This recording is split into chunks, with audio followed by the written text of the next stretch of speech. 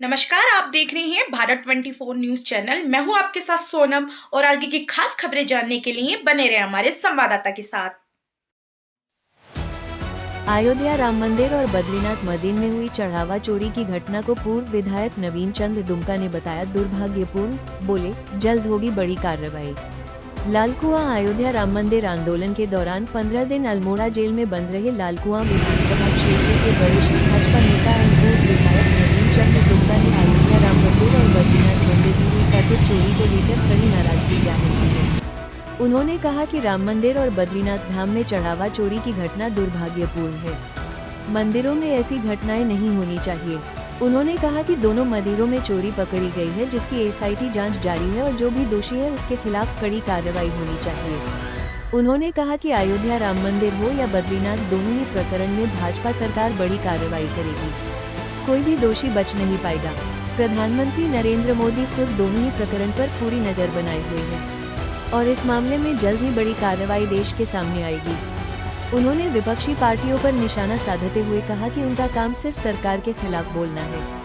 उन्होंने आरोप लगाया कि विपक्षी दल अपने अंदर चल रही गुटबाजी पर ध्यान नहीं दे रहे हैं और लोगों को धर्म के आधार पर बांटने का काम कर रहे हैं।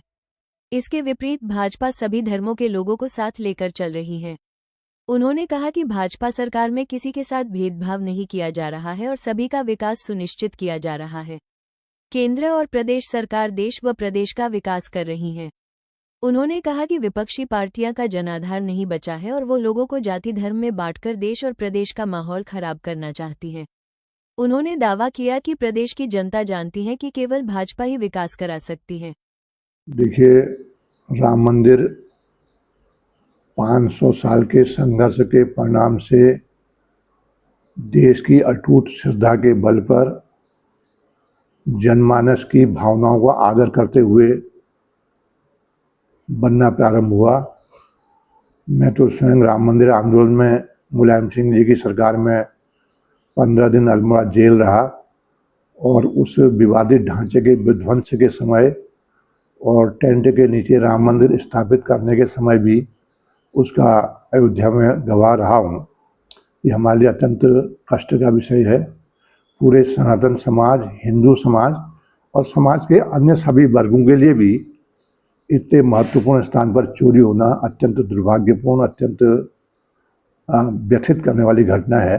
लेकिन फिर भी जो एसआईटी गठित हुई है, जो उसके सुझाव भी आजकल में पूर्ण रूप से आ जाएंगे, यदि उसके बाद कोई ऐसा तरीका निकलता है जिससे इन सब चीज़ों पर रोक लगे, इन कमियों को दूर किया जा सके और जिन्होंने अपराध किया है, चाहे प्रत्यक्ष या अप्रत्यक्ष, उन सबको दंडित करने में अगर सरकार सक्षम रही तो माना जाएगा कि श्रद्धा बनी रहेगी, विश्वास बनी रहेगा, श्रद्धालुओं का आना जाना, चढ़ावा सब कुछ बना रहेगा और मंदिर पुनः पूर्व की तरह से आस्था का केंद्र बना रहेगा।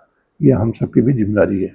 बद्रीनाथ धाम के विषय में तो हमारे पहाड़ में जो श्रद्धा है, वो श्रद्धा ये है कि उनके विषय में अशुभ सोचना भी विनाशकारी होता है। मंदिर के प्रति अशुभ विचार भी विनाश का कारण बनता है। लेकिन चोरी हुई, चोरी में एक व्यक्ति पकड़ा गया, वो वहाँ का स्थायी कर्मचारी है, वैयक्तिक सहायक है। ये अत्यंत दुर्भाग्यपूर्ण है। वह स्थानीय व्यक्ति है, ये और भी दुर्भाग्यपूर्ण है। लेकिन पकड़ा गया, जांच हो रही है। लेकिन सबसे दुर्भाग्यपूर्ण यह है कि वर्तमान के अध्यक्ष और कांग्रेस के प्रदेश अध्यक्ष में ऐसा वाद विवाद हो रहा है जैसे मंदिर के चोर से बड़ा यह विषय है कि उसको किसने रखा, किसने पाला, किसने भेजा और किसके समय में ये हुआ। ये भी एक अनावश्यक विवाद है।